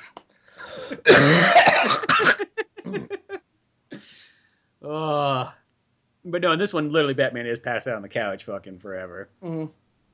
And so the Teen Titans end up having to fight the Justice League. This is totally one of those movies where there's like a lot of good action in it and so on. I mean, that's kind of what you're there for. Whenever I see the title Justice League, that's more what I assume. There's going to be a lot more punching and kicking and fighting and so on, more than probably like story stuff. But we actually, here's the one part that makes this movie kind of stand out differently than others, and you could say in different ways, but some of these, DCU movies, like, they almost try to be like, not only are they focusing on these characters, but then they might try a different style of filmmaking. Like, you had the Assault on Arkham, which is pretty much a Suicide Squad movie, and also is an Arkham Asylum prequel movie, but what the style they did was a Guy Ritchie film. Where this movie, since it's Teen Titans, they have a moment in it where it's almost like it's a teen comedy sort of movie, because they go to this theme park, and this is like the only weird part. It's not like it's bad, but it's kind of a weird section of the movie. And Starfire's like, we're going to go here and have some fun. And I like because Damien's in the back, and he's like trying to pull his fucking sword out like inside the car, and he's like smacking fucking, what's his name? Blue Beetle. In the face. And like the face, he's like, dude, fucking cut it out. And he's like, and she's like, okay, Damien, you got to leave your sword in the car, which is like any 10-year-old kid that'd have like a sword, like, that period of time when you just carry things everywhere. Mm-hmm. And in your mind, you don't realize that, hey, I can't just walk into a store with a fucking sword around my back. Mm-hmm, yeah. He's almost that kid, but like the kid that actually knows how to use that sword. I thought that was kind of a missed opportunity for comedy, because what happens is when like shit actually goes down and Trigun's minions start attacking the theme park, what happens is they have this very kind of 90s cartoon transformation of the characters getting into their outfits. It's like Sailor Moon. Yeah, like Starfire does it, Raven does it. Raven doesn't do it, though, which is the weird part. She was actually, that's right. She was actually already in the middle of the fight. That's right. The weird part, okay, they have the Sailor Moon transformation, but the people that do it is Starfire, and then they got Beast Boy, expected, and then they have, like, Blue Beetle, which is kind of weird. It's like, you think that would have been, except for it seemed, I say this, it would feel weird if Raven did it because that just personality wise would seem so weird Well, to have. she would have been like she was already in the middle of the fight, so that's why they didn't have her do it. But then I think it would have been funny if they suddenly have the background there as if Robin's Damien. he was about to do it, but you just see him just cut to him like trying to open the car door. The car door. They do that they do that like a few scenes later. They cut back to him going to the car door to get when the action's already going on. But I think that was such a missed opportunity for a great joke after these like fantastical whimsy like superhero transformation thing. Just cut to him, fucking sword, god damn it, just trying to get to the Yeah, because like, damn it, because he even says it in there. It would have been perfect. Yeah, no, I totally agree. That would have been fantastic. But before they get to all the action, though, they got this like kind of thing where it's like almost like a typical like teen comedy thing where it's like okay, or a teen movie. I'm not gonna say comedy, like a 16 Candles or something, and they're all like kind of there trying to hang out, trying to socialize. They even got Raven and Damien like fucking sitting still as can be on a Ferris wheel. They kind of have that awkward. They look at each other and they look away. Like, oh, that was fucking weird. Mm-hmm. Like we're both two people that don't like are not allowed to really share emotions and whatnot. And then they have this weird sort of like I don't know how to describe this music other than like maybe post emo. Like it's like you know how they have post grunge music, 2008, 2009, kind of like I can't think of a band to describe it, but maybe something around the lines of like Fallout Boy or something like that. Like maybe Yellow Card or yeah. But it has this one of those like. The Used maybe. Like I don't know if it's actually like a real band or a real song. I could see it's something. Well, obviously, it's somebody. You let me put it this way. It sounds so. This sounds like I'm not sure if it's real music. I don't know if it's a real band. Like the guy who wrote that song is like, hey, there were some feelings put into that, man. Well, I can even remember. I only watched the movie like once, but I can remember that song because it so stands out as like. This is made to be like 2007 or 2008 in the song. It was just like, give me something to believe in. Help me something to believe in. Because I'm broken. Just such like, I'm a lost, confused teenager, but I haven't given up hope. Like one of those kind of songs. And, it's like it sounds so much like something you would have heard like on like some like 18 or 17-year-old's playlist back in like like 2000 like I said earlier, or even younger than that. I would say even like 15 or 16 maybe. Yeah. No. I mean, like, which I will say this. I think that like as an adult, you kind of watch that, it just makes you kind of laugh the song. But I do feel like okay. I could see like some kind of weird kids listen to that, so I see where they're going. It didn't kill it for me. I mean, I got what. No. I don't think it's bad. It just, in a sense, it just makes me laugh just because it's kind of funny. Just like it's like I know that type of music. It's like you just point like relate, just like almost robotically. You just put your hand back down, just go back to like watching like stone face, no emotion. It's like, I get it. But then the part that's kind of even weirder is like, they have a bunch of other like carnival amusements and they're like trying to have fun and all that stuff. But then they go to like a Dance Dance Revolution, like big tournament thing, which that to me felt like that was like 10 years past. Because like, when was the last time somebody mentioned that? You know what I mean? Like that's time period. How frequently do we go to the arcade? Imagine that. Or how frequently have we been to an amusement park too? Okay, maybe those things do exist and I'm just pulling the old man card here, but it's Old Man Orange Podcast, so I feel entitled to pull a couple old man cards each one. I'll say, but here's the thing. Once in a while I do go to a arcade and there's a Dance Dance Revolution machine there. There's always somebody on it. Okay, so I'm not going to say that it's not still there, but it's kind of like, the pinnacle of Dance Dance Revolution was about maybe late 90s to maybe a little bit past mid 2000s. I'd probably say this about till Guitar Hero came out, because once Guitar Hero started to come out, Dance Dance Revolution sort of started to fade away. And I'll say this, I haven't really heard or seen anything on Dance Dance Revolution until I see this in this movie, and it just felt like, I mean, I'm not thinking, it's not like a bad scene or anything, and it works well for what's going on, but it does feel like maybe they were shooting for something that was supposed to feel more like 2005. Maybe that time's getting romanticized a little bit more. But for 2016, it felt kind of like it sort of out of place. I don't know, like there was like it would almost seem out of place that I think to have him play Guitar Hero is because now that's like totally like the dead thing. In about 10 more years, that will be kind of looked upon as like a retro thing. But at this moment, we're at that period where it's kind of like the lame thing. Well, I still see Dance Dance Revolution at like every arcade I go to, so I can kind of see that still there. Maybe it's not as maybe it's not as popular as it once was, but I still see it whenever I go to an arcade, and usually someone's on that thing. So, I mean, yeah, I think it's still kind of there. I thought it worked for this just because it was kind of funny seeing like Damien just like, He's I can do that, you know. And Beast Boy's doing it; he's really good at it. But then, like at some point, Damien's doing it; he's having trouble, and then he looks at Beast Boy, and then like Beast Boy's doing it, like he's not even trying to, but it's in slow motion, and he just in this very mocking, like, like laughing in slow motion, and then like Damien just like this motherfucker, and just starts like outdoing him on this thing for the first time. no, yeah. Yeah, it does work for what it is, but it does feel like I don't know. Just to me, it felt sort of outdated for like 2016. I Yeah. don't mean that in a bad way, but it's that kind of thing. Something's like when you watch a movie and you see them playing a video game, but then they're playing something that's like, oh, they're playing a game, but they're playing a game that was like Halo 12 2 years or old. whatever. Yeah, where it's like, okay, it's not old enough yet that it's kind of retro, but it's. I mean, I guess strangely enough, Dance Dance Revolution is a retro video game by now. Because those first ones came out like in '97 or something like that. It's fucking weird to think that game that is that old, but if not even, they might have came out slightly before that too. So I guess in a retro sense, it does still sort of work. Is kind of being an interesting thing there, but I don't know, I'll be honest, I got a little kind of, even though that music wasn't really aimed at me so much in my generation, that song, help me believe in something, like that whole part. it's kind of nostalgic, even though it's Yeah, like I have no ties to that song. I think just that scene, they do a good job of capturing. Like late I'll say high this school, early that college. that to me felt more maybe, and this is by who's making it or something like that. That felt more like our high school days than it did for somebody in 2016. Yeah, like I was gonna say, like for me, that part, like that song and that particular type of music reminds me pretty much of like late high school, early college. That's that kind of music usually reminds me of. Not emo, but Yeah, that post emo ish. post emo ish kind Yeah, of music. yeah. Almost like emo. It's like a mix of emo and pop punk or something like that. Even I guess you could say. Yeah.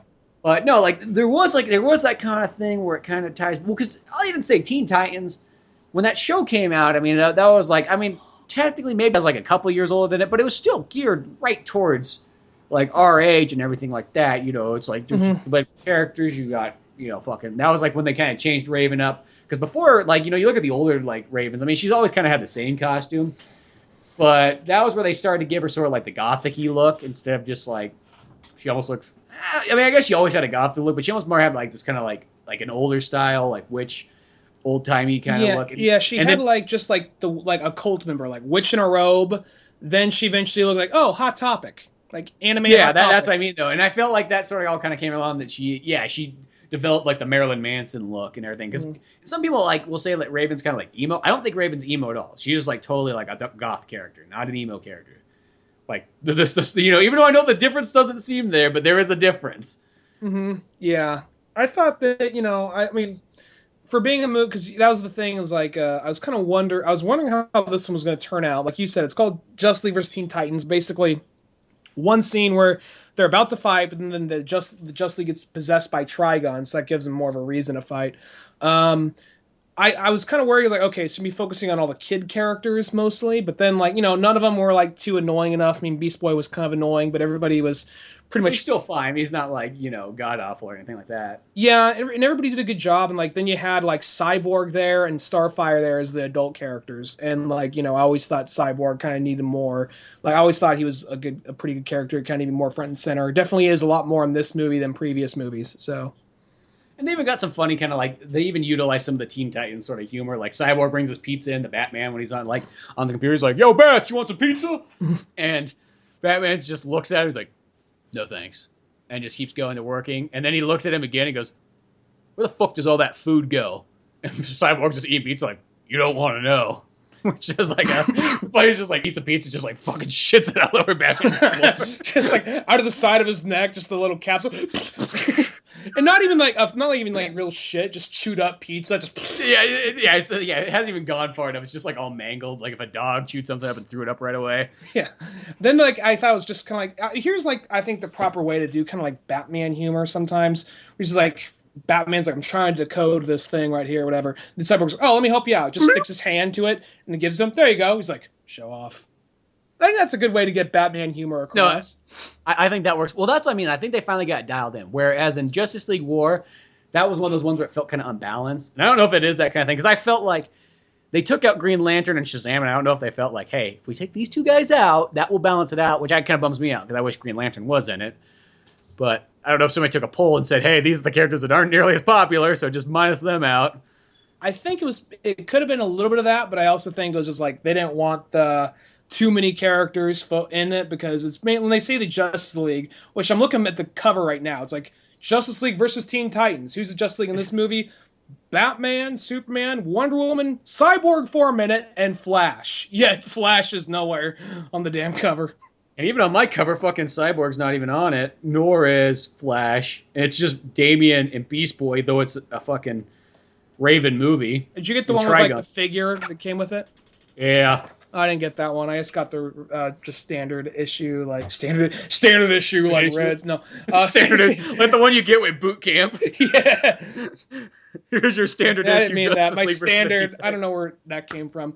Your standard like Blu-ray copy. Which I'll say this. I mean, I didn't get a chance to watch all the features. I pretty much just watched. I just peeked, see what were the bonus episodes. Okay, I've seen those, and then like a sneak peek at Killing Joke. Now I watched the other. Before we get into that one, mm-hmm. The bonus features on this one are really good though. They get some pretty in-depth ones. They go throughout the whole Teen Titans. Then they got a Raven special feature, and then they got a Trigon one. It's pretty cool. I watched all of them, and I watched the movie twice.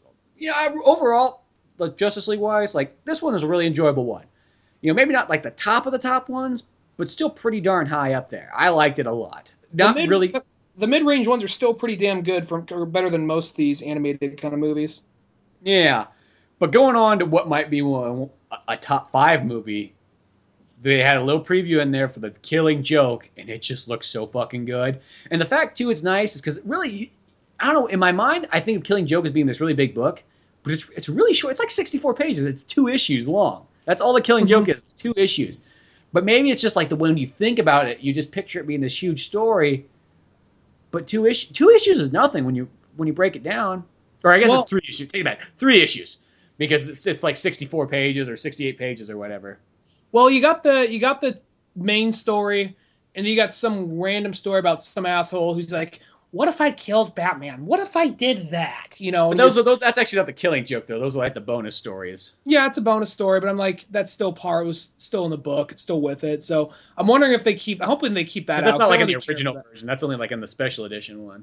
Oh, it is. I didn't really like that part, so I hope they leave that part out. But because I'm just like, I just want to punch that guy in the whole face the whole time I'm reading that. Like the artwork is great, but it's still just this really creepy, weird guy. Like, what if I just kidnapped a little girl one day and killed Batman? What if I did that? That'd be interesting. And just like, fuck this guy. Just like Batman beats bitches like this for breakfast, you know? So I was just kind of like, fuck this dude. But like, no, you know, dude, cool. Go ahead, do it. Try it, because I want to see him just beat the ever living fuck out of you. But But I think that they want to add in like a little bit of a prelude story about what Batgirl was doing before she gets shot.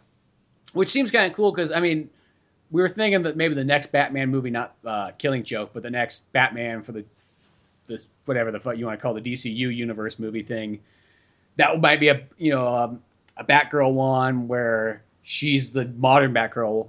But this movie right here, by having that whole prequel of Batgirl in it, this could be like almost like it's a Batman movie, but it's more of almost even a Batgirl movie than anything else, which is really cool. Because strange enough, she really actually doesn't get a whole lot of screen time in these DCU ones. She pops up a couple of them, and that's about it. Has she popped in as Batgirl in any of these DCU movies? Actually, I'm trying to think. Other than like popping in at the very end of Bad Blood. Yeah, well, okay. I'm trying to think of like back like in some of the earlier ones. Okay, yeah. There's the Mr. Freeze one, and then there's that. But I guess that's like it's an animated movie, but it's not part of like that DCU because I feel like the DCU one started with when they did Superman, Doomsday. Like from that point on, is she in any of those ones? I don't think she is. Maybe she is. Maybe she's like you see her in the background in the second of New Frontier, but I don't think she is in any of them. I'm trying to run through them in my head. Yeah, she's not in Red Hood. She's not in. Yeah, that's weird to think that they have. It's weird to think that they've used Batwoman and like Batwing before they've even used Batgirl. Yeah, I guess it is kind of weird. And they acknowledge her for a second. Jason Todd says a line, the friend, when he's talking about the Joker, it's like the friends he's crippled. So he's clearly mentioning Barbara The Gordon. Oracle's in. She's in fucking the Suicide Squad one. Yeah, well, that's Oracle though. I mean, I know she's not Batgirl, but that's the closest thing I can think. She's there for a second. It's just for a second. She's there as Oracle. That's right. But I mean, when I think, I mean, even though Oracle's cool, I kind of like her more as like Batgirl, where she's as smart as Oracle, but she can go out there and just do all that same shit. You know what I mean? Well, that's what I love about that new Batgirl series, which I think just finally ended with issue 50. But is the fact that they kind of combine both. Like they combine like almost like the Oracle and the regular Batgirl, and then fuse them together. So it's like she has all those computer skills that she has as Oracle, but she can go swing around as Batgirl and fight crime still. Mm-hmm. Yeah. That's what I always kind of like. I mean, I haven't read the new 52, any of the new 52 Batgirl, but I hear the Burnside stuff is all really good with Bree. What's her name? There's Babs Tar. Yeah. Doing the artwork. Which I want to like jump on. I want to jump and read that book when I can. I got to shorten my stack down though. Yeah, that one's just. It became a new book that like when the new issue of that comes out, you put everything else aside. And that's how good that one is. But which I think it's ending. But that's better though. Sometimes it's better to end on a high note than just continuously keep going. But going back to the Killing Joke though, like everything about this one just looks so good. I feel like it will be up there with almost like the Dark Knight Returns movie. And I'll say this, the Killing Joke, like people like I like that book a lot. That's actually not one of my favorite Batman graphic novels. It's a really good one, but I think it's just because it's kind of short. I don't, I don't have it up there in like my top 5 or anything like that. It might not even be my top 10, but I do really like it a lot. But I think as an animated movie, I think it'll be really freaking awesome, especially with the extended kind of cut. Yeah, I think especially it's one of those things like I always liked it, but it was never a favorite. It's just more of one of those things like it just did so much for comics at the time and it was very controversial. And even though it put Barbara Gordon in a wheelchair, I think at the time it's like, holy fuck, no, but at the same time, she's out of the wheelchair now, and I think it's all fine. But I still think that it's one of those books that like, it's just kind of like Joker dynamic with Batman. I think it's that scene at the end that totally makes that book. Oh yeah, well, it's the artwork and it's all really. I mean, it's totally a must-read Batman, and it is. I'm not saying anything against that. Like, it is a really fucking awesome story. But I think just from being like kind of a short one, it's like, there's other ones I'd put ahead of it. But I think as far as finally them doing it in an animated movie, that's going to be totally awesome. And I just, when they have that extended cut kind of add to it, I think it's going to end up being like totally awesome with, you'll get in depth with, Barbara Gordon, you get a big story with her, and then you could kind of like roll into the Killing Joke. And just everything about like I love the animation style they picked with it. It looks like it's an 80s kind of Batman Joker dynamic. And there's the scenes they almost are coming right out of the book anyways. I know that the artwork's really highly detailed, but these ones still like you see and you're like, dude, that's it right there. I hope that this does get an R rating because they're saying it says that I saw online they're going to get an R rating. I saw one saying it might. The interview that Bruce Timm was saying is we might walk away with a PG-13. We don't know. But I really hope that it gets an R rating just because I just think it's so... I'll be honest, I think not all... Well, they said that, like, I think it was yesterday on the internet, there was a thing that said it's getting an R rating. Well, I think that's good because in all honesty, I think this book should get an R rating right here. I mean, this comic, this movie. Well, it's kind of weird because, like, they always say that one's, like, a rated R one. To me, it doesn't feel any different than, like, just about all the other Batman comics. It's not... Well, I guess it's because it's a company that, even though they don't show nudity... There's the idea of what does he do? He shoots this girl, strips her, takes a bunch of pictures of her, then has Jim Gordon like beaten down, throws him in S&M gear, and then has all like these freaks hold him down, goes through like this carnival attraction, displaying all these pictures of her everywhere. We don't see it, but we see enough to be kind of like disturbed by it. That concept alone, I'm having trouble imagining them put that in the next. Even in the Scott Snyder universe, I'm having trouble imagining them do that in the next step. Yes, to me, it doesn't feel like too much darker than even like something from Dark Victory, or even something. I'd say even. I think Dark Victory and Long Halloween are close to R, not super. Yeah, I mean, I'm gonna say that like they're all borderline R, but they don't come across as like like not hard R or anything like that.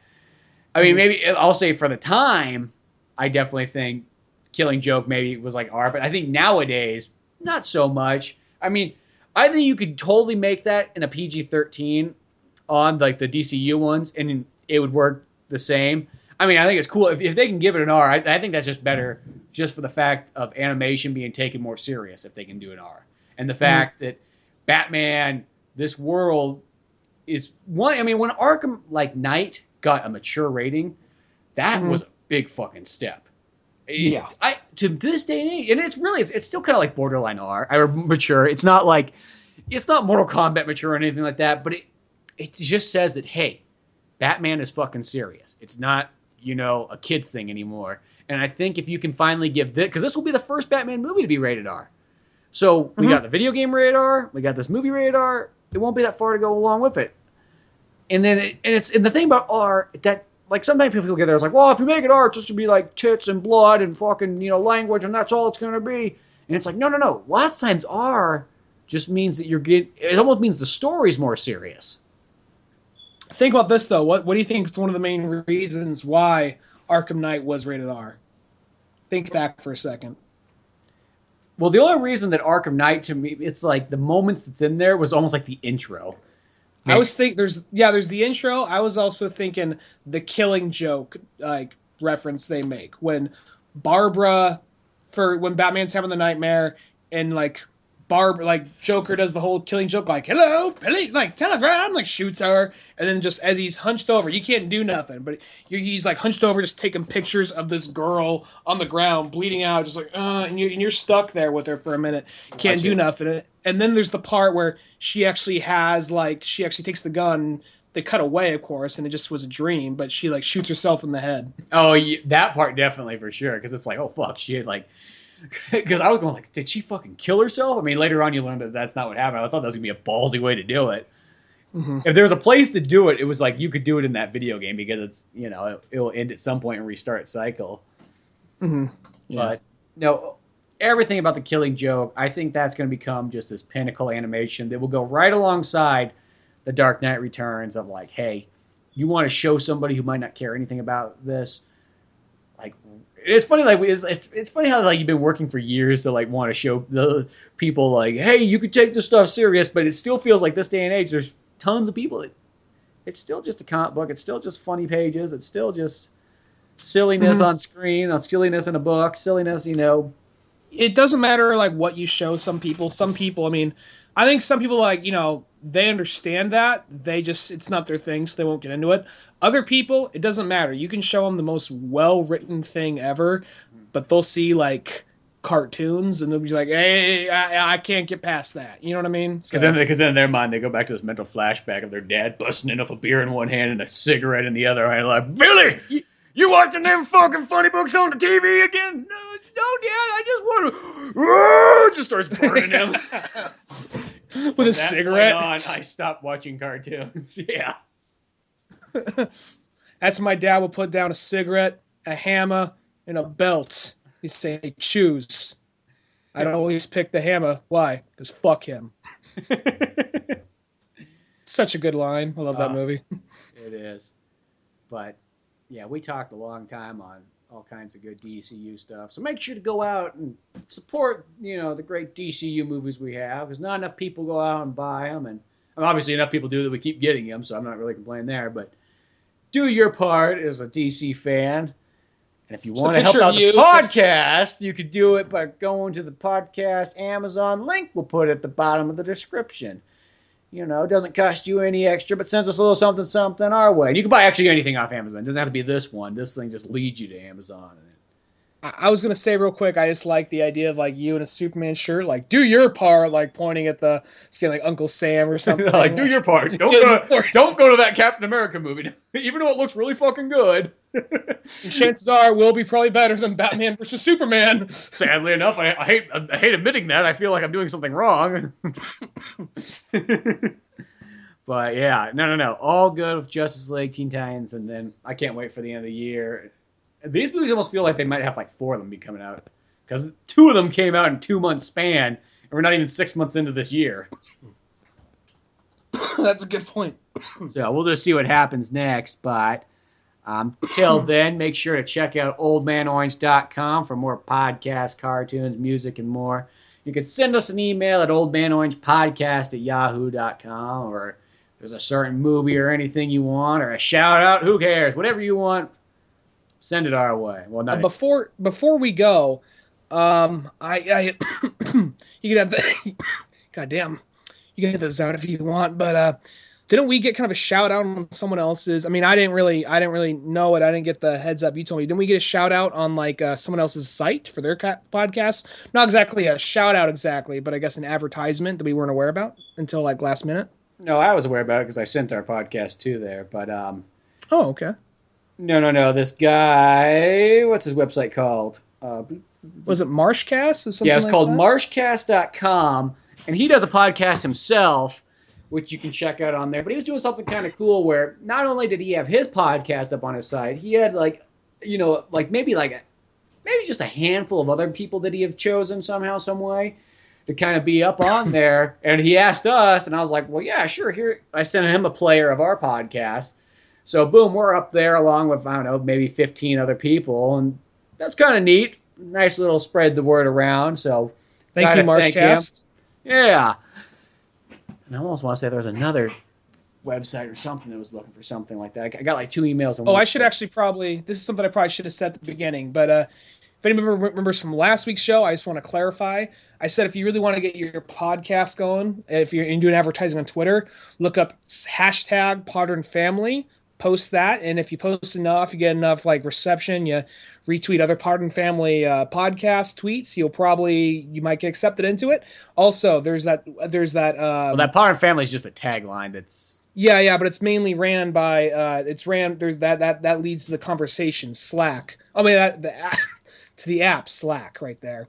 Oh, yeah. And if you do enough, you can get into that. The thing is, I want to clarify something because I don't want to send a bunch of wrong traffic the wrong way. I said that Lou from Paint It Black got me in there. I don't want people like these sending like Paint It Black like requests. Can I get into that? Because he told me about it. Then I reached out to the Podern Family accounts, and they sent me an invite through them. So that I just want to clarify. I don't want people to be sending Paint It Black a bunch of messages and emails like, "Hey, can you get me on there?" Like I just told them about it. It was actually I had to contact Podern Family through Twitter. So yeah, just to clarify. And what's that called? Slack? Slack.com? Slack is the app, and that's just kind of like, it's just basically a chat app, and it's just kind of that team Podern Family is just a good way to kind of keep in contact with other podcasts. It's really kind of helped ours out a lot in the last week. Cool. Well, I feel bad because I haven't checked out the Slack thing yet, but I'll have to take a look at it. You're slacking off. Ha ha ha ha. Yeah, you know how it is with fucking animation. It just gets in your face, and then it just comes all over you, and then you're like stuck wondering what happened. Stuck in spot, and the spot can't move. Yeah, but till then, I'm Spencer Scott Holmes. I'm Ryan Donegan. Now we will see you some other time. Later, folks.